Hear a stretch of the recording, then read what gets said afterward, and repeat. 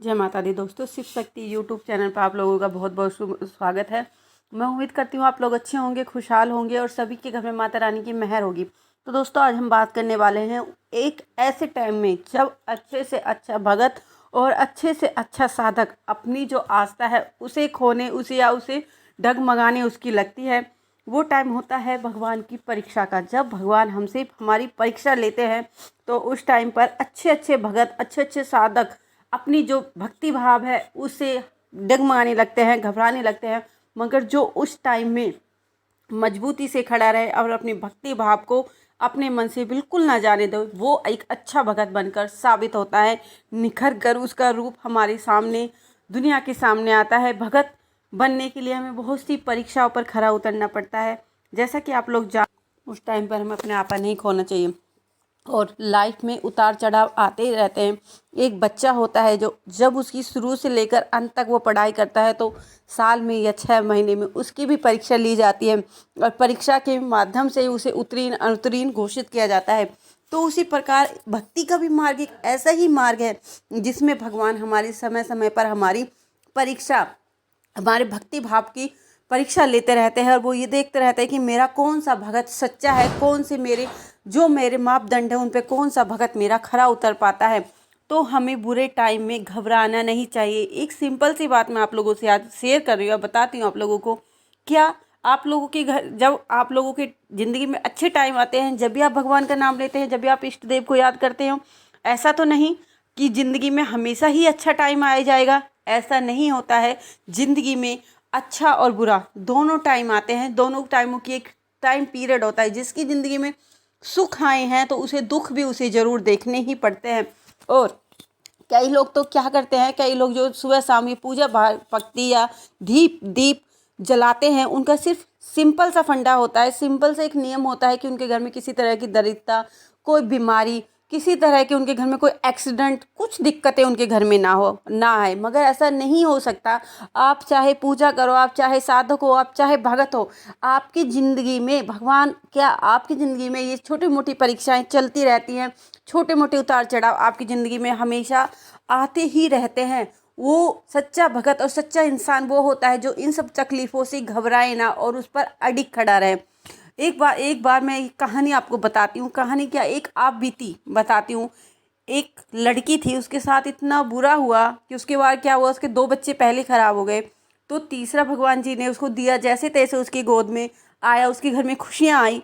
But उसके साथ इतना बुरा हुआ, मगर बुरा होने के साथ एक चीज़ अच्छी भी हुई कि उसने अपना वो बच्चा खोया नहीं और उसने वो बच्चा टाइम से पहले हो गया, प्री मैच्योर डिलीवरी उसकी हो गई। मगर भगवान ने अगर उसकी परीक्षा ली, उसे दुख दिए, दर्द दिए, मगर भगवान ने उस बच्चे की रक्षा भी की।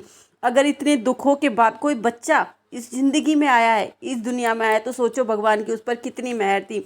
आप लोग सुनकर हैप रह जाओगे। उसके साथ जो उसके ऊपर जो नेगेटिव पावर थी, वो उसके साथ हर हफ्ते में 2-2 बार उसके साथ क्या, हफ्ते में उसके साथ दिन में 2-2 3-3 बार उसके साथ अटैक हो जाता था उसके ऊपर। पहले तो वो खाट में थी, उसे फुल बेड रेस्ट था।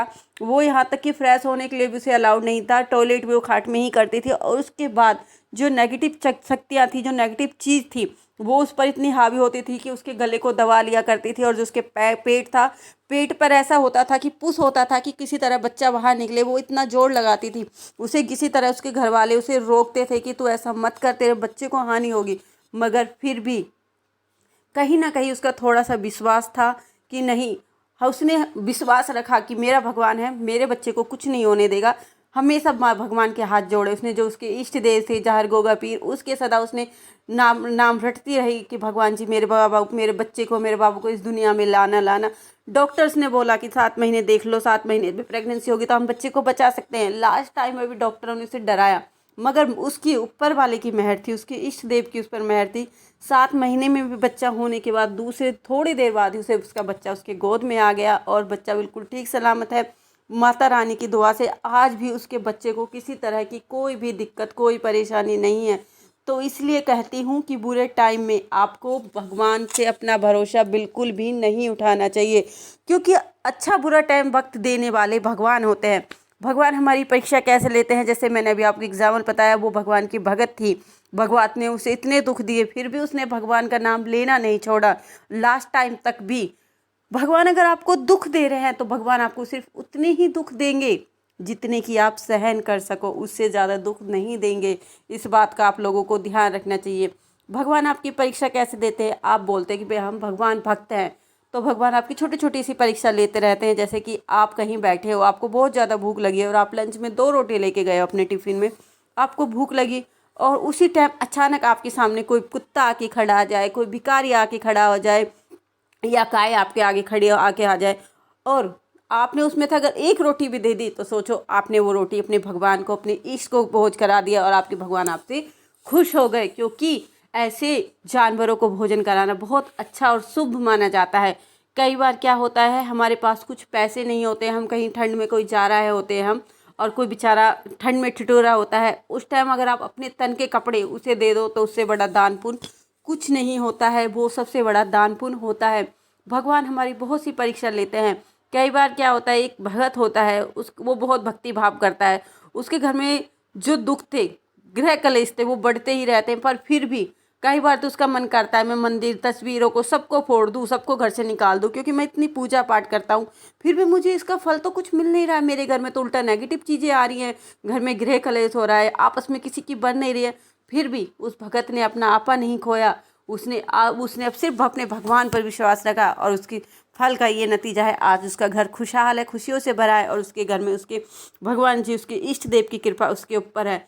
जैसा कि आप लोग जानते हो, भगवान सबकी परीक्षा लेते हैं। भगवान ने, श्री कृष्ण भगवान ने सुदामा की भी परीक्षा ली। आप लोगों ने देखा होगा सुदामा ने कितने बुरा टाइम देखा, इतना बुरा टाइम देखा, फिर भी सुदामा ने भगवान कृष्ण से अपनी जो उनकी चाह थी, जो भक्ति थी, श्रद्धा थी, वो उन्होंने कभी भी नहीं त्यागी। उनकी पत्नी ने उनसे कितनी बार कहा कि आप बोलते हो कि वो भगवान श्री कृष्ण मेरे मित्र हैं तो आप उनके पास जाओ, वो आपकी मदद कर देंगे, मगर सुदामा कभी भी उनके पास मदद के लिए उन्होंने हाथ नहीं फैलाया। वो भीख मांग कर लाते थे, तो उनको जो भी उनको मिलता था, अगर उन्हें 1 चावल भी दक्षिणा में मिलता था, उस 1 चावल का भी भोग में से आधा भोग पहले वो भगवान श्री कृष्ण को लगाते थे, तो उसके बाद वो खुद ग्रहण करते थे। तो आप तो हम और आप तो एक सिंपल व्यक्ति हैं। अगर हम लोगों के साथ ये छोटी मोटी घटनाएं हो रही हैं तो हमें डरना नहीं चाहिए। हमें अपना जो हृदय भाव में जो भगवान के प्रति हमारी जो भक्ति श्रद्धा है, उसे आपको किसी भी कीमत पर नहीं खोना चाहिए। अगर आप लोग अपने भक्ति भाव पर अडिग रहेंगे तो भगवान भी आपकी पूजा को हमेशा बनाए रखेगा। अभी मैं आप लोगों को एक और एग्जांपल देती हूँ जो मेरे साथ खुद के साथ हुआ। मेरे साथ पहले क्या होता था, मेरे साथ कुछ नेगेटिव चीज़ों का इफ़ेक्ट था। मेरे साथ मेरी कभी भी तबीयत ख़राब हो जाती थी, चलते फिरते मैं भक्ति करती थी, फिर भी मेरे साथ हो जाता था कि कभी मेरी तबीयत ख़राब हो जाती थी, पर फिर भी मैंने अपने इष्ट देव का पूजा भक्ति ना छोड़ी और आज मैं बिल्कुल ठीक हूँ। किसी तरह की कोई परेशानी मुझे नहीं है। तो मैं आप लोगों से भी यही गुजारिश करूँगी कि अपने जो आपके इष्ट देव हैं उनकी पूजा भक्ति में आप लीन रहिए, और चाहे दुख हो चाहे सुख हो, बस उनका सिमरन करते रहिए। हर किसी के टाइम में देखो, अभी एक बुढ़िया की कहानी थी जिनका लला, उन्होंने मूर्ति को अपना लला माना था, उनको बुखार हो गया, उनकी तबीयत खराब हो गई, तो उन्होंने अपनी बहू से बोला कि बेटे मेरे कृष्ण जी के लिए भोग बना दो। अब वो नहीं बना सकी तो उनकी बहू ने बोला कि ये कोई खाएगा, उसने बोला, मगर भगवान ने उसकी परीक्षा ली और वो भोजन ग्रहण किया। तो इसी तरह भगवान हर किसी भक्त की परीक्षा लेता है और अपनी अगर जो भक्त उनकी परीक्षा में खरा उतर जाता है वो सच्चा भगत, सच्चा इंसान बन के हमारे सामने आता है। हमें दुख से कभी नहीं घबराना चाहिए और सुख में सभी याद करते हैं भगवान, दुख में सब याद करे भगवान को, सुख में करे न कोई।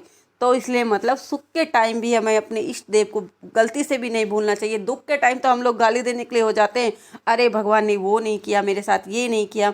तो जिस तरह आप सुख के टाइम, दुख के टाइम भगवान को याद करते हो, गालियाँ देते हो, उसी तरह अगर आप सुख के टाइम भगवान का सिमरन करेंगे तो शायद आपके नसीब में दुखों का आना ही ना होगा। अगर आए भी तो बहुत कम परछाई आपकी ज़िंदगी में आएगी। तो दोस्तों आज के लिए इतना ही। मैं उम्मीद करती हूँ आप लोगों को आज की जो मेरी वीडियो है वो पसंद आई होगी। अगर पसंद आई हो तो प्लीज़ मेरे चैनल को लाइक शेयर सब्सक्राइब करना ना भूले और बेल आइकन को प्रेस जरूर करें, जिससे कि मैं कोई भी नई वीडियो डालूँ तो उसका नोटिफिकेशन आप लोगों को सबसे पहले मिल सके। जय माता दी दोस्तों, जय माता दी दोस्तों।